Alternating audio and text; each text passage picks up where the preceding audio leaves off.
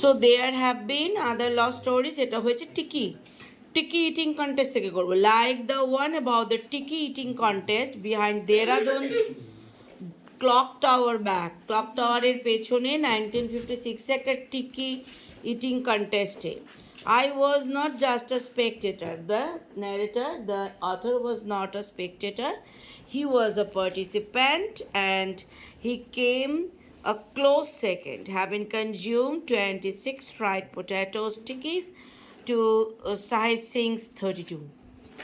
এটা হচ্ছে ওর স্ট্যাটাসটা ছিল সেই সময় যেখানে ও টিকি eating competition.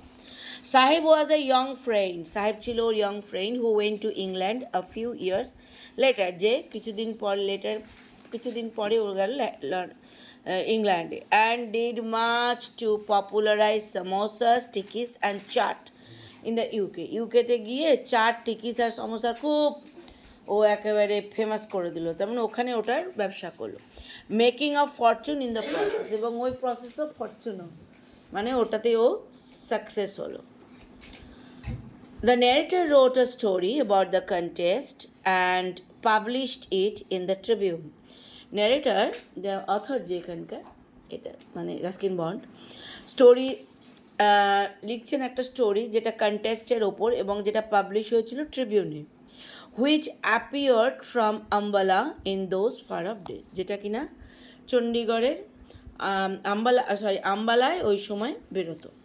Chandigarh was only just coming into existence, তখন জাস্ট চণ্ডীগড় নামটা, আগে ওটার নাম বোধহয় আম্বালা ছিল, চণ্ডীগড় জাস্ট হবে এরকম না। তোমরা যেমন এখন চেন্নাই জানো, আমরা জানি মাদ্রাস, ইয়ং জেনারেশন, তোমাদের জেনারেশন কলকাতা, আমরা তো কলকাতা না ক্যালকাটা, আমরা ছোট্ট থেকে তাই জানি। বাংলায় কলকাতা, চেন্নাই, আমরা তো চেন্নাই তো কোনোদিন বলিই নি, তার আগে এস্টওয়াইল ম্যাড্রাস তখনকার। A clipping of the story went into my scrapbook, অথরের স্ক্র্যাপ বুকে একটা এই ক্লিপিং অফ দ্য স্টোরি সেখানে আছে, but the particular scrapbook was lost, কিন্তু পার্টিকুলার যে স্ক্র্যাপ বুক যেটার কথা বলছেন সেটা হারিয়ে গেছে when he move to Delhi, যখন তিনি দিল্লিতে মুভ করেছিলেন। অ্যান্ড উইথ ইট, তার সঙ্গে, সো দিল্লিতে মুভ করার সময় ওটা হারিয়ে গেছে, with it several of his early stories, আর তার সঙ্গে ওর হারিয়ে গেছে অনেক প্রথম দিকের stories. The great tikki eating contest was not one of his more memorable works, তার লেখা the great tikki eating contest যে গল্পটা, সেটা তার one of the more memorable works, memorable যে ওয়ার্কগুলোর মধ্যে একটা, তা শুধু না, but it was fun writing it, ওটা লেখার সময় খুব আনন্দ পেয়েছিল লেখার। As Gautam says with exorable logic, inexorable মানে হচ্ছে আনডিনায়াবল, যেটাকে ডিনাই করা যায় না, এরকম লজিক দেখায় বলে, you can always write it again, তুমি তো আবার ওটা লিখতেই পারো, যেটা আগের দিন আমি বললাম। That is if it is worth the effort, বলছো হ্যাঁ এটা লেখাই যায়, কিন্তু ওটা ওই একই এফোর্ট যদি ওয়ার্দি হয়, মূল্যবান হয়, তাহলে একই জিনিস বারবার হয় না, ক্রিয়েশন একবারই হয়। দেয়ার ওয়াজ গন ফিশিং, দেয়ার ওয়াজ একটা ইন হুইচ দ্য ন্যারেটার, সেই গল্পটার মধ্যে narrator meets a village boy, একটা ভিলেজ বয়ের সঙ্গে তার দেখা হয়, and promises to go fishing, এবং প্রমিস করে ফিশিংয়ে যাবে, with him the next day, পরের দিন যাবে ফিশিংয়ে। But he has to leave town, তাকে টাউন ছেড়ে যেতে হলো সাডেনলি, হঠাৎ করে, to take up a job in the ক্যাপিটালে একটা জবে ওকে চলে যেতে হয়। As his train passes over a small bridge, যখন একটা স্মল ব্রিজের ওপর দিয়ে ট্রেন যাচ্ছিল, he catches a glimpse of the boy, হঠাৎ করে ওই ছেলেটাকে দেখতে পায়, sitting on the banks of a স্ট্রিমের ওখানে বসে আছে, rod and line in hand, হাতের মধ্যে যে ফিশিং রড আর লাইন দেওয়া, ফিশিং বাই হিমসেলফ, নিজেই ও একাই ও কী করছে, অল অ্যালোন ফিশিং করছে। The narrator feels that he has missed something, তখন ন্যারেটার মনে করলো চাকরি করতে যাওয়ার জন্য ও একটা দারুণ জিনিস মিস করলো, সামথিং মোর দ্যান জাস্ট আ ডেইজ একদিনের ফিশিং শুধু না, তার থেকেও বড় কিছু ও একটা মিস করলো। অ্যান্ড রিয়েলাইজেস দ্যাট, তখনই বুঝতে পারলো যে happiness can be as elusive as a small fish darting away in a mountain stream. Happiness এমন এলুসিভ মানে খুবই ডিফিকাল্ট টু ক্যাচ, ধরতে খুবই ডিফিকাল্ট, অ্যাজ এলুসিভ কীরকম, যেরকমভাবে একটা স্মল ফিশ মাউন্টেন স্ট্রিমের মধ্যে টুক করে চলে যায়, ডার্টিং অ্যাওয়ে হয়, ওরকম।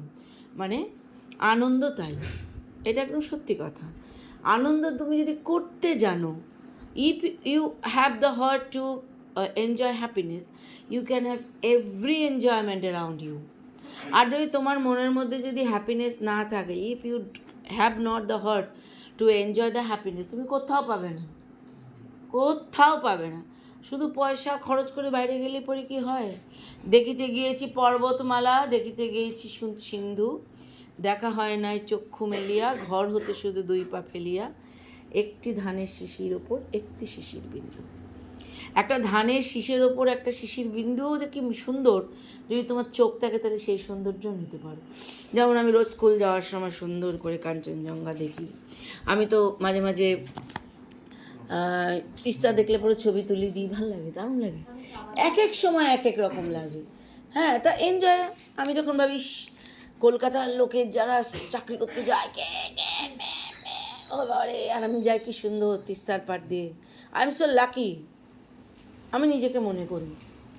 হ্যাঁ, কারণ happiness is within my heart and it is elusive if I like to make it just a fish in the mountain stream, তাই না? তা এখানে সেটাই বলছে যে elusive as a small fish darting away in a mountain stream, that story that I might like to write again. তাই এই story, that is a story, একটা স্টোরি যেটা আমি আবার লিখতে চাই, মানে Ruskin bond. The invention of Xerox copying machine মেন্ট, জেরক্স কপিং মেশিন যখন তৈরি হলো তখন তো সুবিধা হলো। আগে তো সব লিখতে হতো, আর নইলে কার্বনে কপি করতে হতো, কার্বনের কপি অত ভালো হতো না। জেরক্স হওয়ার পর একটা রেভলিউশনারি স্টেপ হয়। যেমন আমার কলেজে তো আমাকে সব লিখতে হতো, একটা জিনিস 5 বার লিখতে হবে, 5 বার লিখতে হবে, এই লেখাতে আমার মুখস্থ হয়ে যেত। তো এখানে বলছে Xerox copying machine meant that I could make as many copies as I wish, যত কপি চাই আমি করে রাখতে পারি, তাহলে হারানোর ভয় নেই। And the days of lost clippings and typescripts were over, তাই জন্য লস্ট ক্লিপিংস আর টাইপস্ক্রিপ্টস লস্ট, এগুলো আর হবে না, কারণ জেরক্স করে রাখতে পারি। এখন তো আরও বেশি, ছবি তুলে স্ক্যান করে গুগল ড্রাইভে রেখে দাও, কোনো দিনই হারাবে না। In my early freelancing days, আমি যখন প্রথম দিকের ফ্রিল্যান্সিং মানে এর জন্য তার জন্য লিখতাম, when I had to use a typewriter, যখন রাস্কিন বন্ডকে টাইপরাইটার ব্যবহার করতে হতো, you could take a couple of carbon copies, তখন কী করতো, ওই যে বললাম কার্বন কপি নিত, but you could hardly submit this to publishers, কিন্তু ওটা পাবলিশারকে দেওয়া যেত না।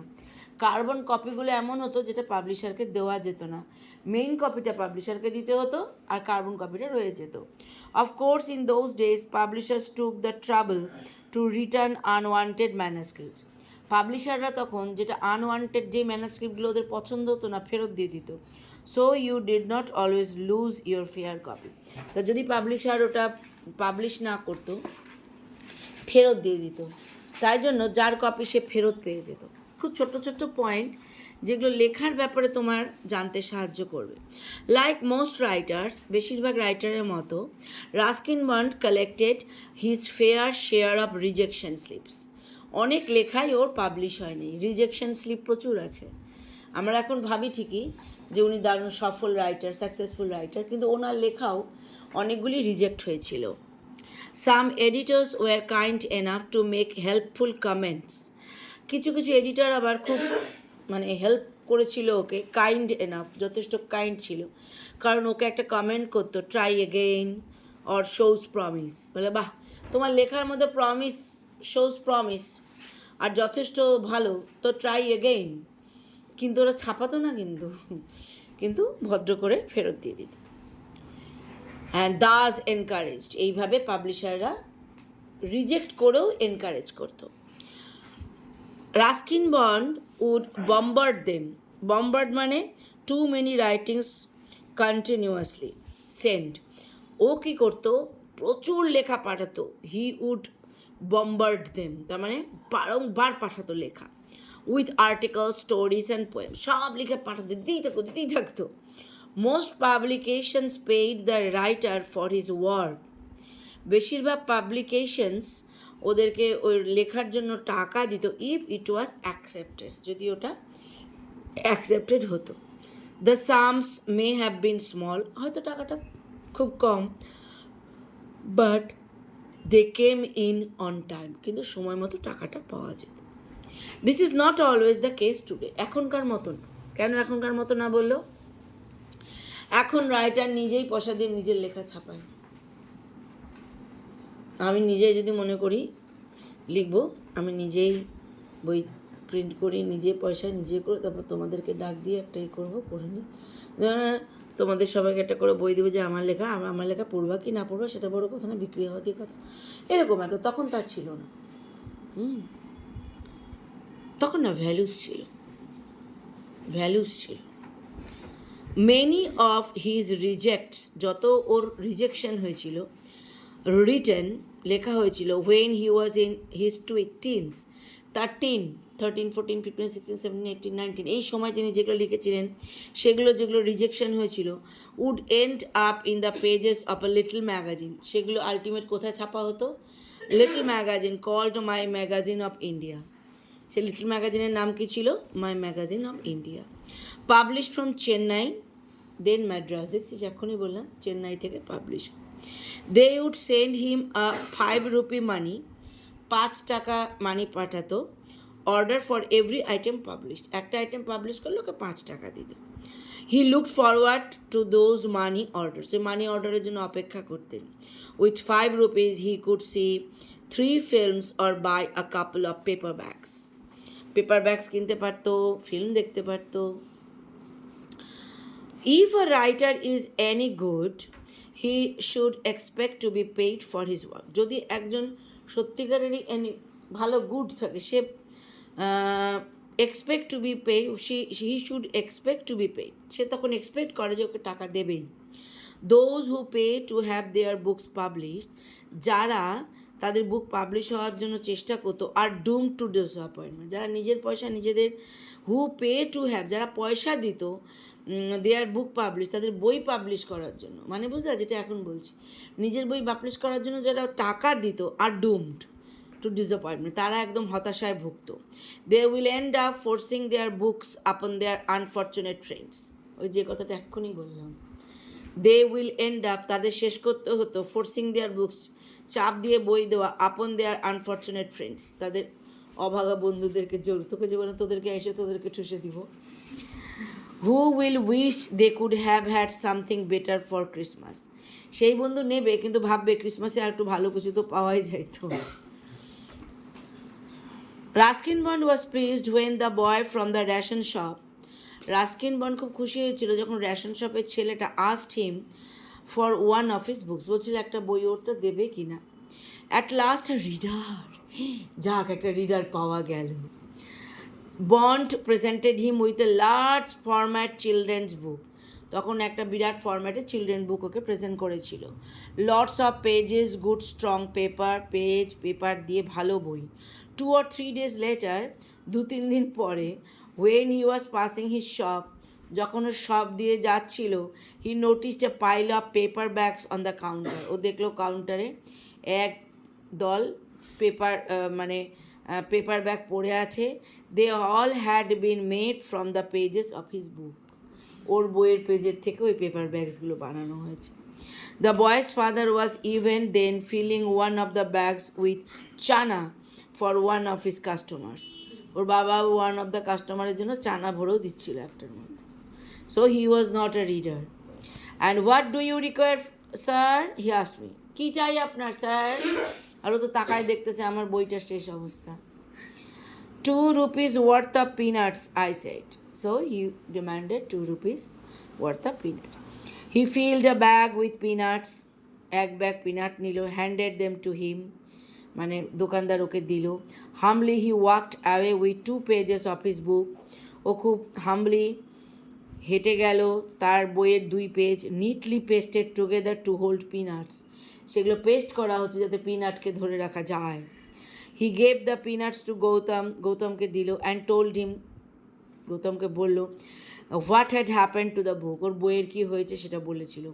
হি was quite philosophical about it. ওর গৌতম একটা ফিলসফিক্যাল হয়ে গেল, দার্শনিকের মতো বলল, I suppose the world needs peanuts more than it needs book. বা আমার মনে হয় ওয়ার্ল্ডে অনেক বেশি পিনাট দরকার যতটা বই দরকার, তার জন্য তোমার বইয়ের পাতা দিয়ে পিনাট বিক্রি হচ্ছে। হি সেইড বন কুড নট আর্গো উইথ দ্যাট, ও আর এই নিয়ে তর্ক করলো না।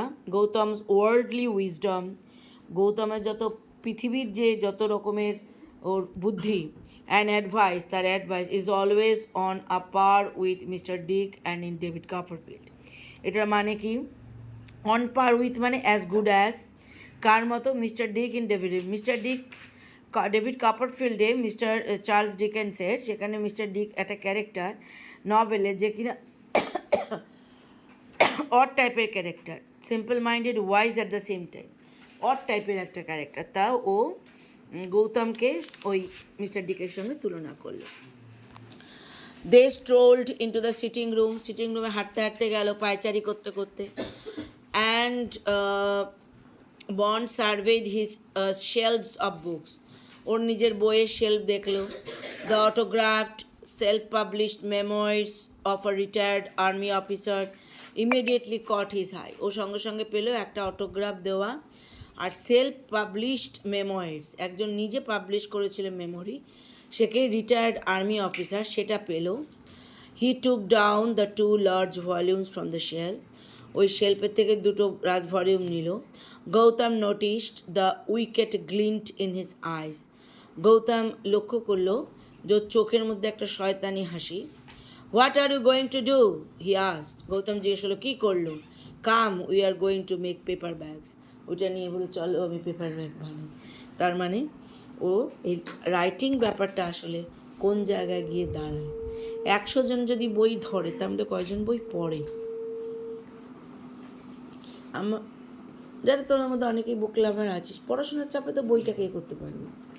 আর রাইটারের যে প্রফেশন, সেটা করতে গেলে ছোটোর থেকেই তৈরি হয়, কিছুটা গড গিফটেড থাকে।